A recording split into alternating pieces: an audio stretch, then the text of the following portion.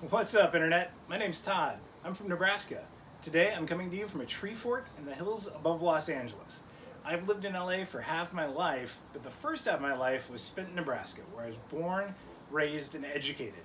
Now, even though I've lived in LA for 2 decades, I'm still known as that dude from Nebraska among all my friends out here, and I couldn't be prouder. I love being from Nebraska and everything that goes with it, and even the not so good stuff, such as this weekend, Nebraska Senator Ben Sasse, you might have heard, he gave a commencement address to the graduating class from his alma mater, Fremont High in Fremont, Nebraska, and apparently it was like bad, like drunk uncle ruins Christmas bad, and like, bro, are you sure you really want to put that on the internet bad? But Ben did, and oh boy, did I get some texts and tweets and emails about it, because I'm sort of like the unofficial spokesperson for Nebraska out here, and everybody wanted to know what was up with that guy. Was he drunk? Why was he so angry? And yeah, the commencement address, I haven't watched the whole thing, but we're going to do that now because I feel like I owe it to my friends who slogged through it and kind of called me out for only watching a couple little clips.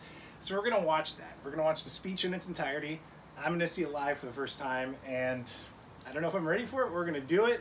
And if you don't know who Ben Sasse is, he's a first-term senator from Nebraska, my home state, and he's currently running for re-election. And when he kind of came up, I was excited for the guy. He's like this cool, hip dude from Nebraska. Like, whoa, it's a young senator, and it's going to be this John McCain, like Maverick in the making sort of thing. And then a few years ago, he wrote this book called The Vanishing American Adult, and it was kind of the book like, you know, Andy Rooney, you remember that guy from 60 Minutes who they kept trapped in a closet? He had a little typewriter, and every week they'd put the camera on him and complain about something. Like, this book would have been the kind of thing that Andy Rooney would have said, like, hey buddy, like, tone it down a little bit. Like, why are you so mad? Just hating on the youth of America. And yeah, just, I read the book, and honestly, I was kind of offended by it, because he really goes off on anybody who didn't grow up in that perfect Donna Reed household and then had the audacity to go pursue a non-traditional career, maybe something in the arts, or, you know, be a musician or anything like that. And yeah, it's like, dude, sorry, like, not all of us want to go work in an office. Like, relax about it. But anyway, Ben, he wrote that book, and if his speech is anything like what people are saying, it's kind of the exact opposite of everything he preaches in the book, which has kind of been par for the course for the guy over the last couple of years. But I've got a speech queued up right now. I haven't seen it in its entirety, so this is going to be my very first time. And yeah, I'm going to hit play. I don't know if I'm ready for it, but let's do this. Congratulations, graduates. This is a big moment. Not on graduating high school, but on making the journey down the stairs from your bedroom to the living room and putting on something slightly more formal than sweatpants. Your grandpa. Oh, we got pump the brakes here. Sorry. Quick thing. The third job I ever had. I was 15 when I got my third job in Nebraska. Like, job, like you have to fill out a tax return, like a tax paper kind of job. 15, third job, which was the first job and the only job I've ever had where I've had to wear a tie. And that job was bagging groceries at a store called Skagway. You had to wear a tie to bag groceries, and the way Ben's tie is set up right here, they wouldn't have let me on the floor. My supervisor would have sent me back to the warehouse to straighten that out and tidy up, because you can't look like a slob when you're bagging groceries at Skagway, but apparently you can when you're a senator giving a commencement address. And that sweatpants joke? Who wears sweatpants in Nebraska when it's over 30 degrees? That's shorts weather. If you wear sweatpants when it's that warm, something's wrong with you. Parents are proud of you. We're all proud of you. It took a lot of effort. We want to recognize your sacrifice. Congratulations, parents, teachers, and coaches. Not that there's really any meaningful distinction among those categories anymore at this point. If you're a parent, you're a teacher. Thanks a lot, China. We're all teachers. Thanks a lot, China. Yeah, China, it's your... What? Come on, dude. And let's be honest, at the start of this, most parents thought we would be visionary math teachers changing the world. But after about Side note, Ben's kids are homeschooled. 2 weeks, we all just decided to default into gym teachers. I'm kidding. My dad was a gym teacher. I'm serious. So were really people, like, when kids were supposed to be finishing up their school year, would parents just send them out to jog, go run some laps around the block, do some squats in the front yard. What? He used to teach English and social studies, but he always aspired to get to gym, so he didn't have to put on formal clothes every day, and he could wear the same sort of sweats that most of you are wearing from the bottom half down anyway. But anyway, I know, Dad. You just said people weren't wearing sweats. Watching, Dad, as if he's watching. My children aren't at his house, and like all grandparents, there's no chance he can get Zoom to work without my children there to do it for him. Hi-yo! Adults don't tell you this, but once or twice a week in real world life, someone's going to ask you to climb a giant rope. No reason, just climb the rope. Sure, every now and then the rope is a metaphor, but honestly, most of the time, it's just a big rope, and you have to climb it. If you don't get that joke, talk to your mom and dad. Back in the day when we were a lot fitter than you people are, we used to have to climb ropes all the way up to the ceiling of the gym all the time. So, Whoa, I gotta pump the brakes there. That's total BS. There was no rope climb in gym class. I'm a few years younger than Ben. We never climbed a rope from junior high through high school. There was no rope climb. All we did in gym class was play dodgeball because the teachers didn't care. They were just dodgeball observers. And sometimes we play basketball. And then once a year, we would have a physical fitness test where we do the mile run, the shuttle run, that stupid thing with the erasers where you zigzag across the gym floor and try not to blow a shoelace, and then do some pull-ups, some sit-ups, and then that sit and reach where that was the thing that got me because I have horrible flexibility and can't touch my toes. But dude, you're lying. There's no physical fitness in Nebraska. Oh, even senior year of high school, gym class, optional. Didn't even have to go. Wasn't on the schedule. gym teachers, those of you who chose to do it as a calling, and those of you who've been forced into it as a calling, I salute you. So here we are. We're in your living room. I'm on a laptop. You're on a couch because 2020 is a heck of a year. I know I'm not supposed to say this, but you're not missing out on that much because honestly, nobody, and by nobody I mean nobody, remembers anything about their high school graduation. In fact, a lot of us spend a lot of our lives... Oh, Ben, he's from Fremont, Nebraska. It's a town of maybe 25,000 people. He went to Harvard, and I'm going to guess he gave a speech at his graduation. And yeah, because there's just, like, Harvard students do not grow on trees in Nebraska, especially small town Nebraska. And if Ben got into Harvard out of high school, there's no way he didn't give a speech. And I bet you put more effort into it than this one so far. To forget as much about high school as we possibly can. You know what I mean. You remember sophomore year. You don't want those memories to be defining for you. And in fact, there are a whole bunch of people. That's like, it sounds like somebody who got stuffed in a toilet. Swirly sassy. People who make a whole bunch of money by just trying to help other people forget high school. They're called psychologists. In fact, 95% of all gainfully employed psychologists, and I'm serious, there are dozens of them that are gainfully employed, their job is really just to help people forget high school. And the other 5%, they just research hamsters who got lost in mazes, which, come to think of it, is a lot like high school, and that's why we want to forget it. Those hamsters... What is he even talking about? This is awful. Also need their own psychologists now. Here's what I'm trying to say.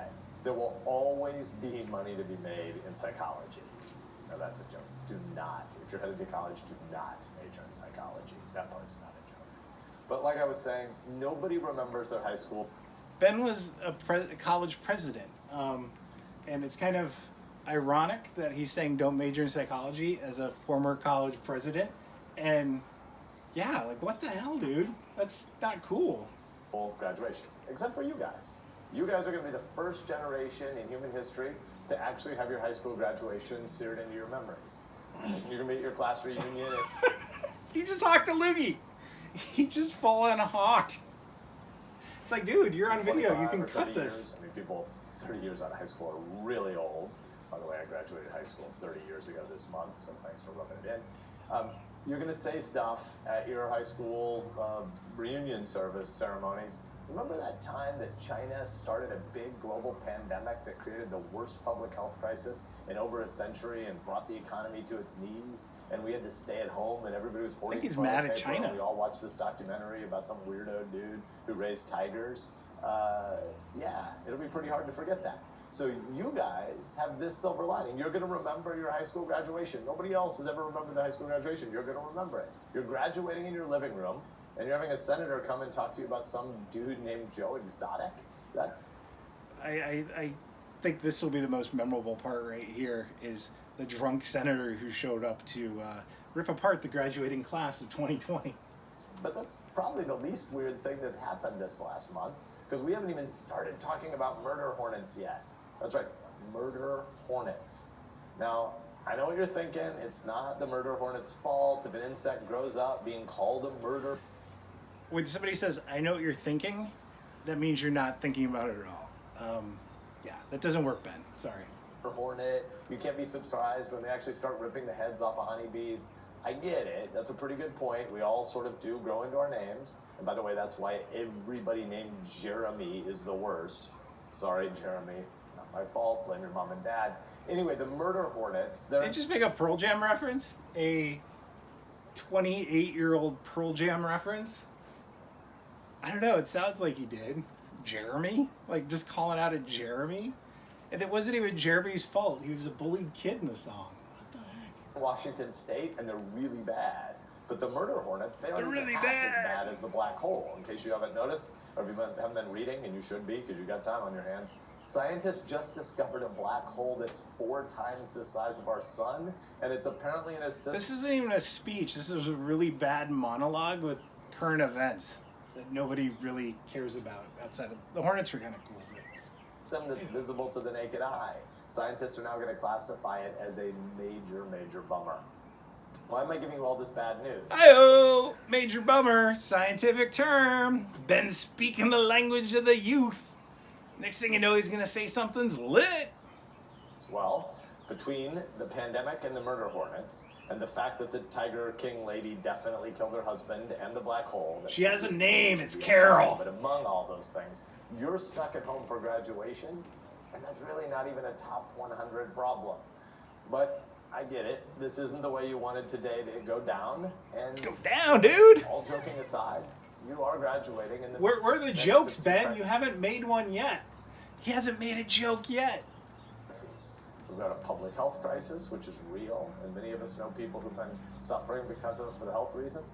And we've got an economic crisis on our hands, and all of us are going to be navigating that. You're entering the world. You're moving from basically the end of childhood to the start of adulthood at a time when the economy has some pretty ugly prognostication coming. It's hit our state hard. It's probably hit your family. It's hit our whole country, and nobody knows exactly how this we're going is to really beat this thing. uplifting and motivating. We're Americans. We're Nebraskans. We've got grit, and we're going to beat this thing. We will bring the economy back. We are going to beat the virus. We've got 5 different American pharmaceutical companies doing amazing research to develop a vaccine. We're going to have a serious reckoning with the thugs in China who let this mess spiral. Thugs in China? Did the triads release the virus, Ben? This is so stupid. Out of control by lying about it.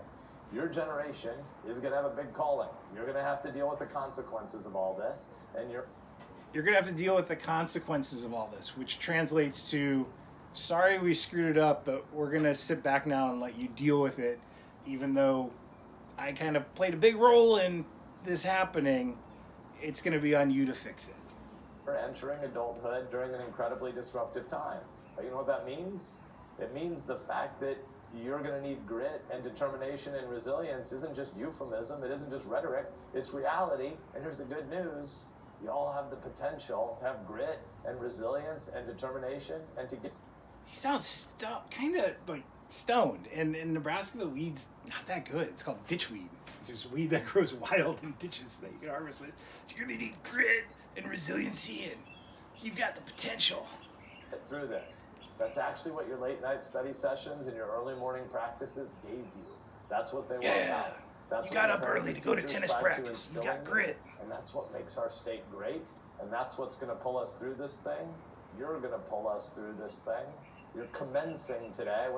You're going to pull us through this thing because we're not going to be able to do it. Second time, he's kind of showed his hand a little bit that he's passing off this crisis. Commencement mean it's the end of your high school, but we call it commencement, which means beginning. Why? What? because it's the beginning of the set of callings you have from here. You're gonna do it. You're gonna get it done. We're gonna be proud of you again, and we're proud of you today.